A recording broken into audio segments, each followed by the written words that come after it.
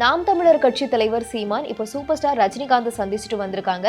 இதுதான் இப்போ ஒரு முக்கியமான ஒரு டாபிக்கா மாறி இருக்கு. எதனால அப்படின்னு கேட்டீங்கன்னா 90s காலகட்டத்தில் சூப்பர் ஸ்டார் ரஜினிகாந்த் திமுகவுக்கு ஆதரவு தெரிவிச்சதுனால அந்த வருஷம் திமுக உடனே ஜெயிக்கவும் செஞ்சது. இந்த நிலையில இப்போ விஜய் வர கட்சி ஆரம்பிச்சிருக்கிறதுனால நிறைய யங்ஸ்டர்ஸ் விஜய் பக்கம் போயிருக்காங்க.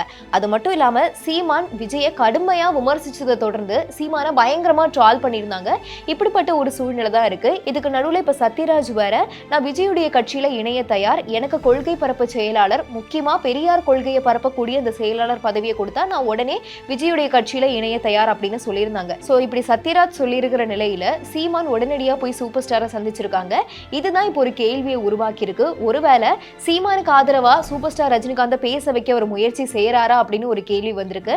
ஆனா எப்படி பார்த்தாலுமே ரஜினிகாந்த் முதல்ல கட்சி ஆரம்பிச்ச போது பயங்கரமா விமர்சிச்சவங்கள்ல சீமானும் ஒருத்தர். சோ இந்த ஒரு சந்திப்பு அரசியலுக்கான சந்திப்பா இல்ல ஒரு நார்மலான சந்திப்பாங்கிறத இனிமே தான் பார்க்கணும்.